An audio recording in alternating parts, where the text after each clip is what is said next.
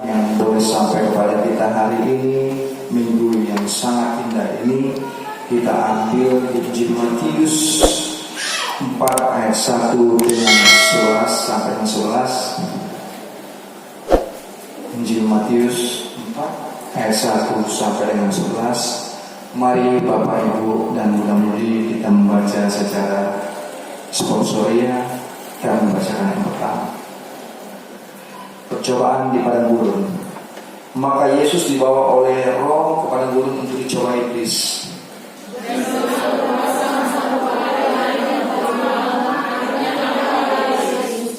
Lalu datanglah si pencoba itu dan berkata kepadanya, jika engkau anak Allah, perintahkanlah supaya batu-batu ini menjadi roti.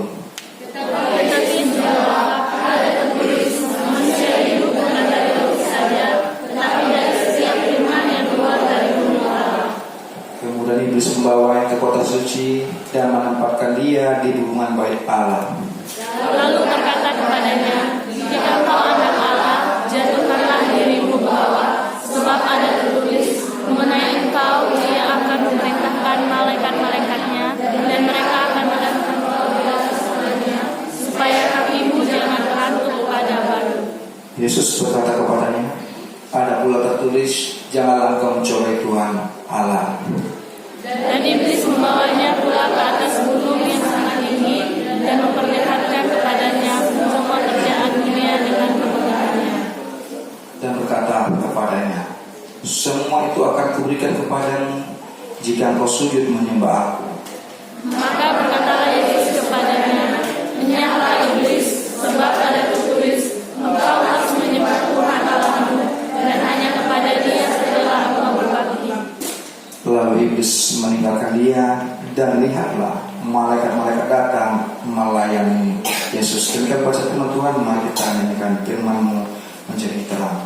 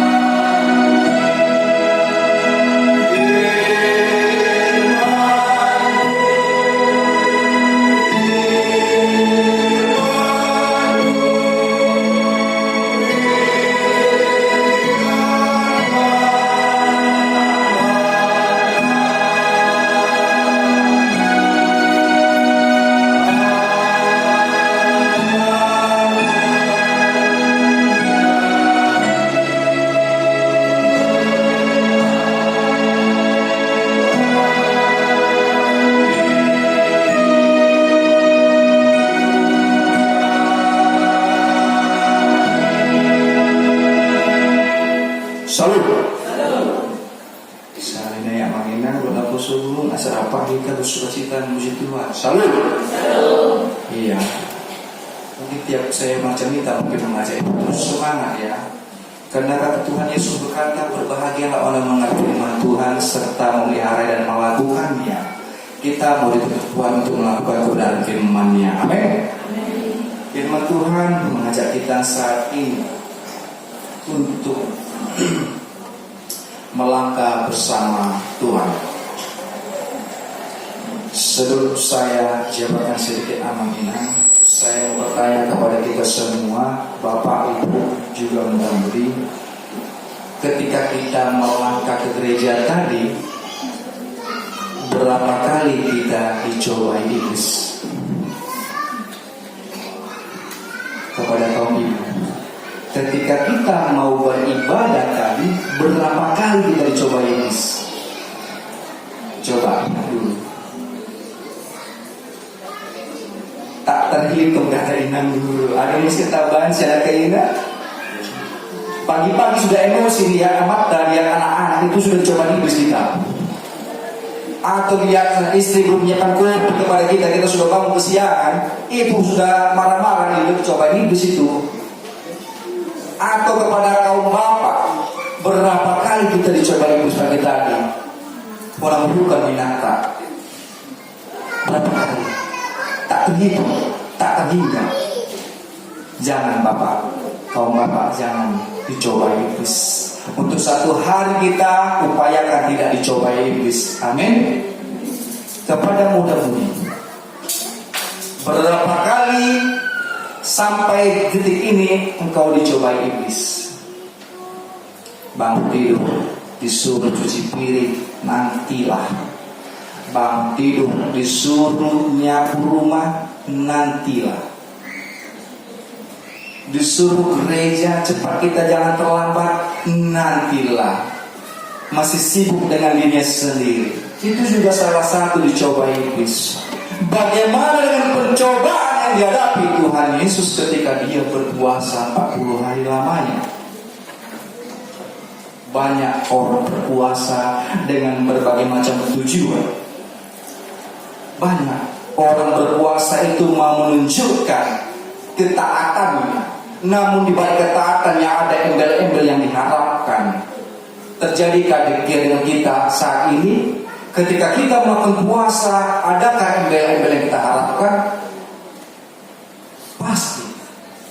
Ketika kita melakukan puasa kita kepada Tuhan, kita pasti mengharapkan embel-embelnya atau balasannya. Tuhan, aku mau berpuasa saat ini untuk tidak melakukan berbuat dosa. Tuhan, ampuni dosaku. Tuhan akan ampuni. Amin. Bapak Ibu terkasih, ketika kita melangkah bersama Tuhan ini, tidak serta-merta kita lepas dari pencobaan.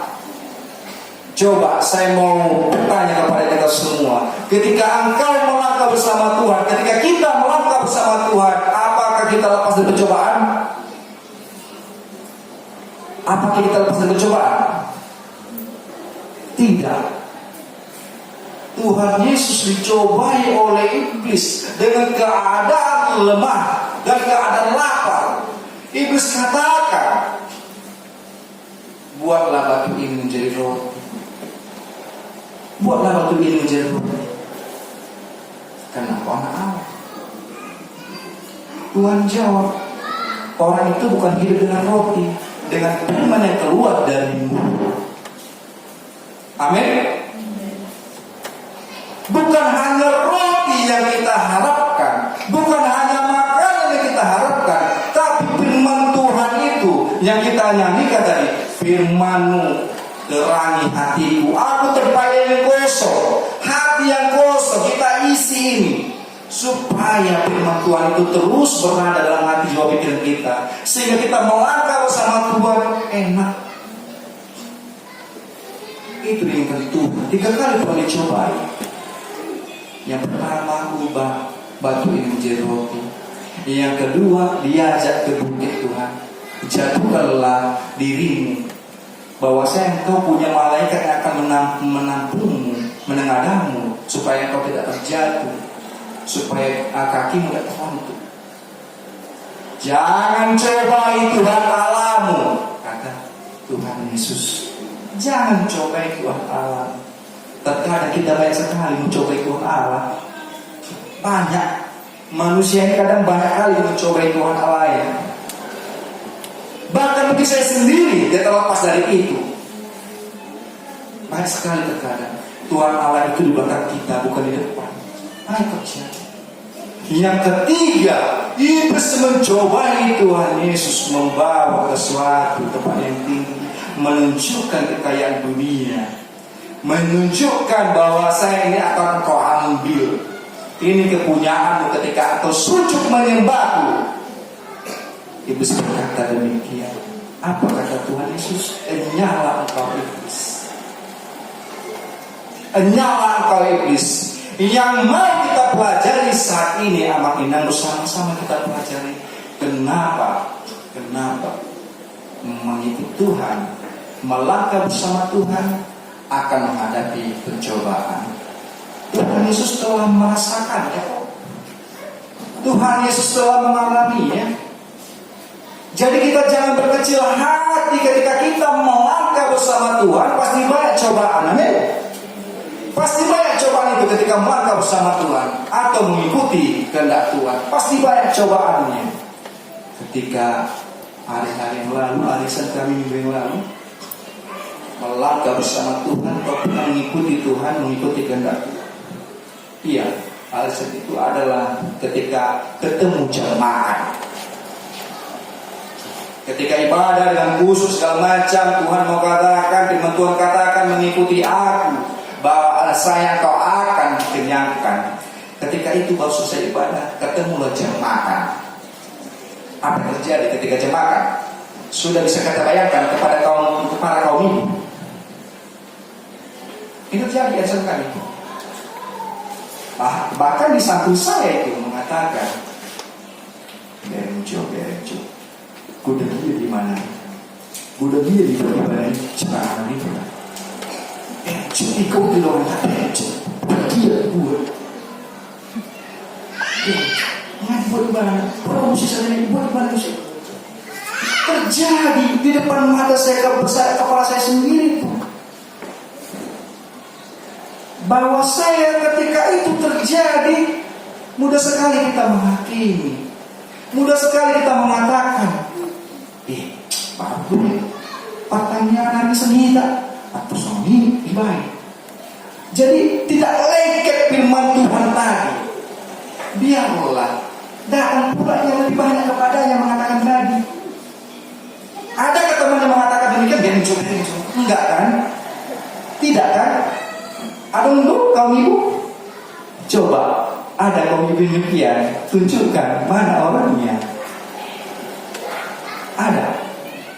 Firman Tuhan mau katakan kepada kita saat ini, melangkah bersama Tuhan itu sangat indah.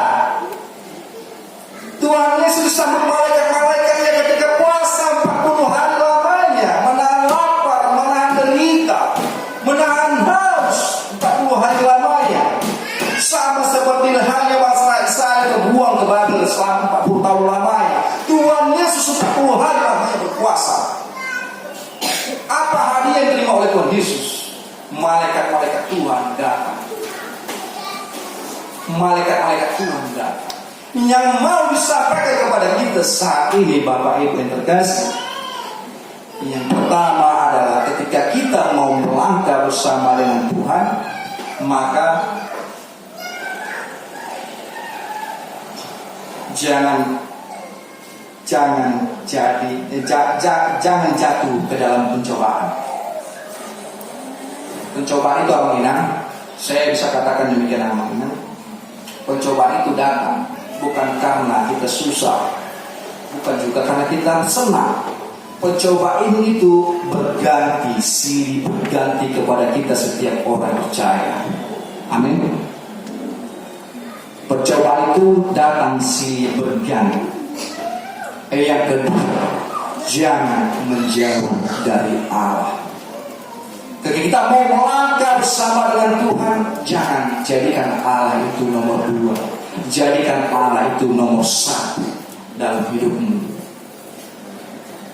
Bapak Ibu, Naposo dulu, maukah kita menjadikan Allah nomor 1 dalam hidup kita? Tak aluk simak, saya dari betul. Saya mau Tuhan Yesus nomor 1. 1, 2, 3. Salina, saya mau Tuhan Yesus nomor 1.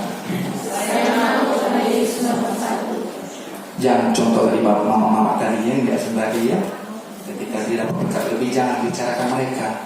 Sama seperti Naposo Bulung, ketika teman mendapat berkat lebih, jangan bicarakan mereka.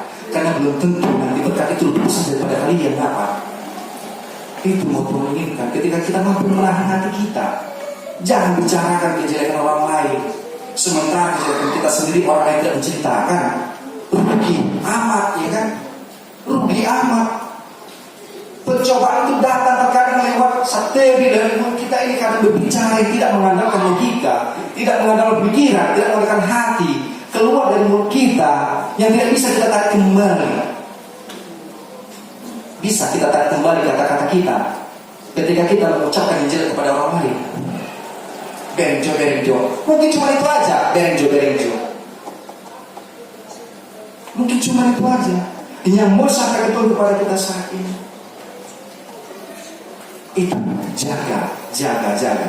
Jangan jatuh dalam pencobaan. Jangan menjauh dari Allah. Oleh karena itu Bapak Ibu, jemaat dikasih dalam Tuhan Yesus Kristus, banyak sekali pencobaan yang datang kepada kita ini. Bagaimana kita dituntut untuk bertahan dalam setiap pencobaan. Saya berterima kasih, bersyukur ketika saya melihat tadi yang datang kemari aminan, banyak membawa anak-anak kecil. Saya juga dicobai tadi. Unang atau unang juhamu sami guru tadi. Saya dicoba iblis. Tidak usah kalian pergi seminggu baru ini bunuh kita ini. Tetapi Tuhan mau katakan, Tuhan mau hempaskan pencobaan iblis kepada saya. Ayo kita gereja sama-sama. Ayo kita memuji Tuhan bersama-sama. Apakah kita mempunyai prinsip yang sama? Amin. Saya lihat anak-anak kecil yang baru umur 1 bulan, 2 bulan dibawa ke gereja, mendengarkan, melangkah bersama Tuhan. Ayah ibu dengan penuh sukacita membuang segala pergumulan yang hari ini sama-sama melangkah ke gereja untuk memuji Tuhan. Puji Tuhan, saya sangat bersyukur hari ini, aminah.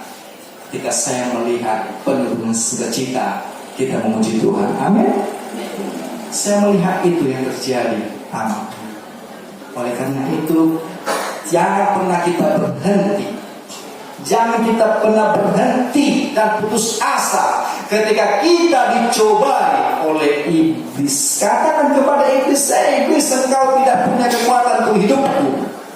Katakan kepada iblis, iblis nyala dari hadapanku. Katakan kepada iblis, iblis, aku punya Tuhan Allah yang maha dahsyat. Amin. Katakan kepada iblis. Ketika kita mampu mengatakan demikian kepada iblis, iblis akan takluk. Iblis akan marah. Jangankan itu aminan. Ada pula yang mengatakan, sonarnya udah ke jomong dari iblis. Tak lebih kali iblis bulis. Masalah sibulis, alana jauh mau sibulis, sosokan gurangan. Terjadi dalam kehidupan kita saat ini. Banyak manusia itu menjadi iblis ketika mereka tidak mampu menahan cobaan itu, berkata-kata tidak jujur, berbuat seenaknya, menyakiti orang lain.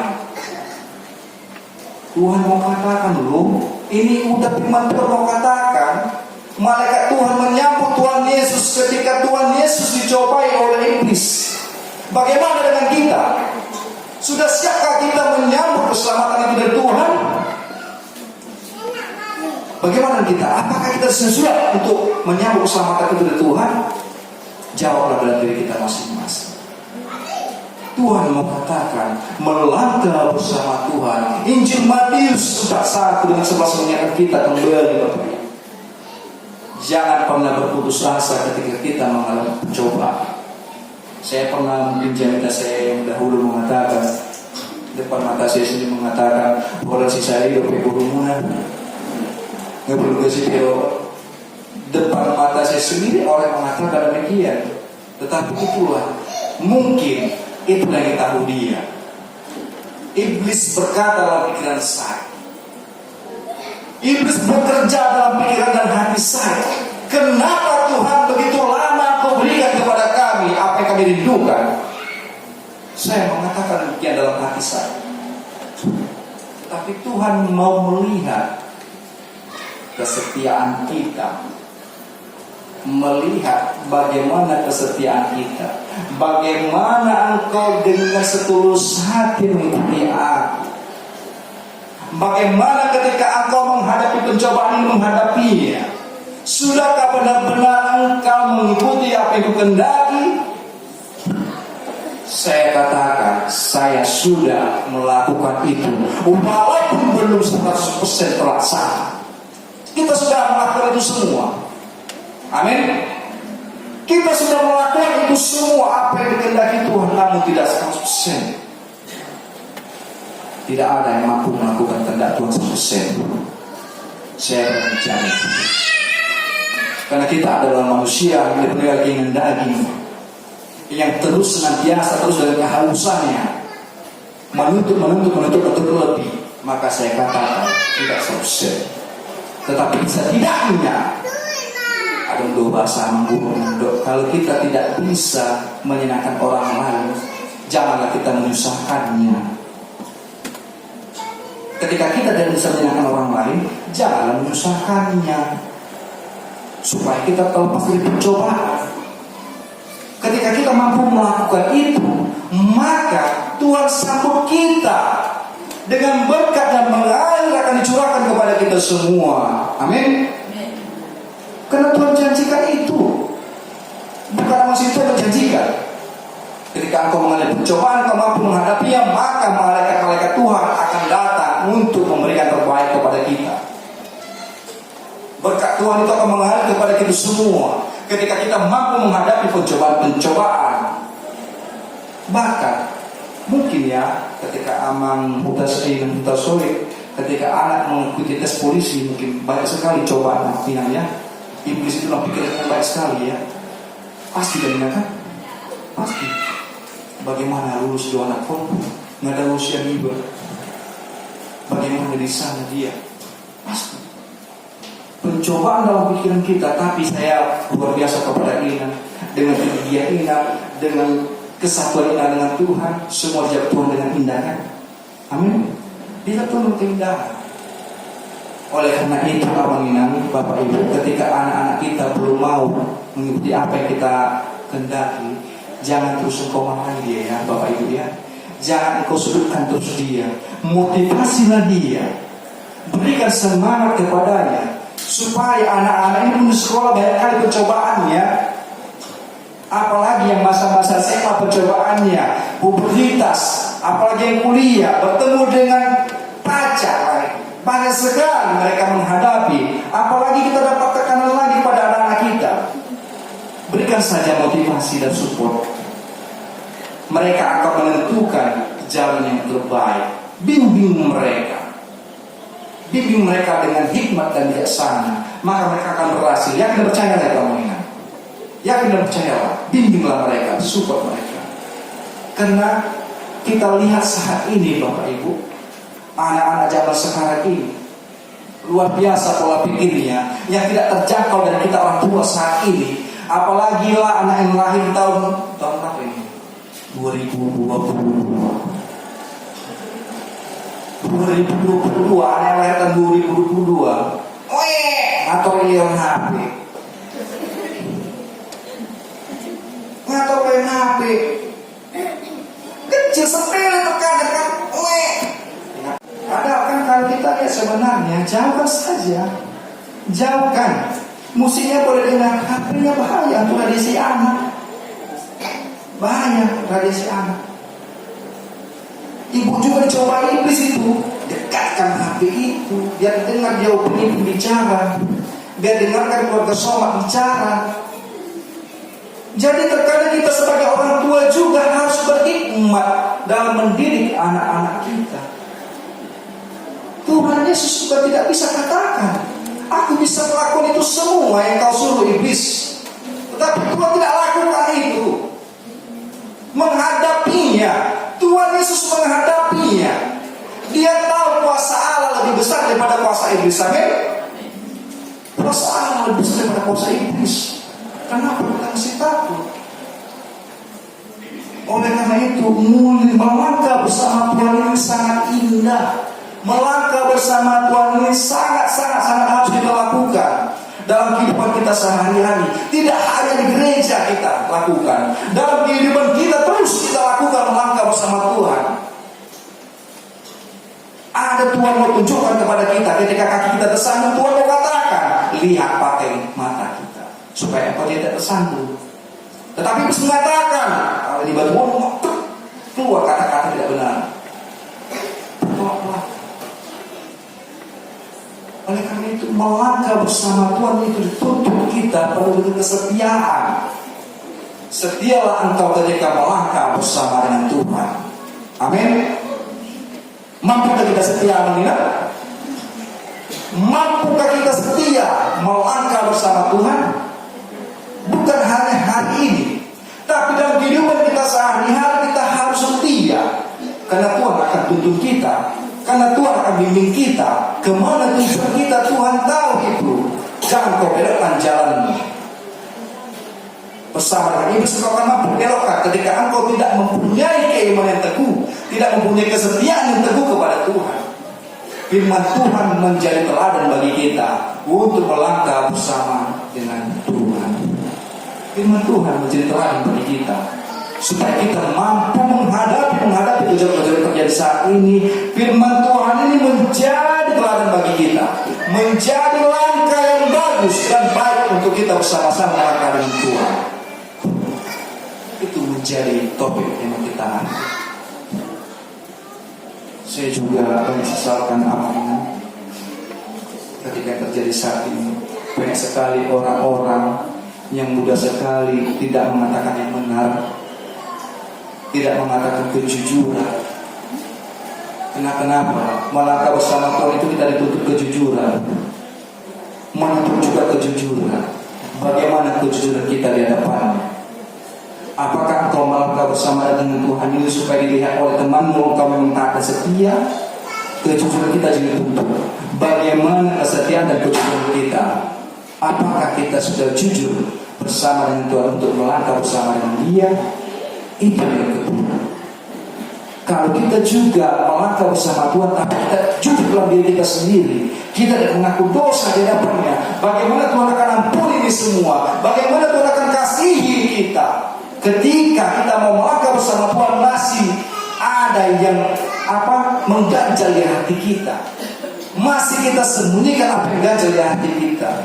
Tuhan katakan semua itu serahkan kepadaku, serahkan kepadaku. Tuhan katakan itu serahkan kepadaku. Engkau yang beban berat, letih lesu. Tuhan katakan demikian. Kenapa orang sangat sulit melangkah bersama dengan Tuhan? Kalau orang mengajak kita untuk berbuat baik, misalnya dulu mengingat contoh, ketika orang mau mengajak kita gotong royong saat ini ke jalan sana kita bagus ya mengingat, maukah kita dengan penuh sukacita ikut? Coba kita jawab, Bapak Ibu, besok kita gotong royong ya, memperbaiki jalan kita. Maukah kita berdua melakukannya? Ayo jawab. Nagudang alasan 1001 alasan pasti diciptakan. Hari Minggu nang ondo Sabtu aku ada close demikian. Oh ini banyak sekali.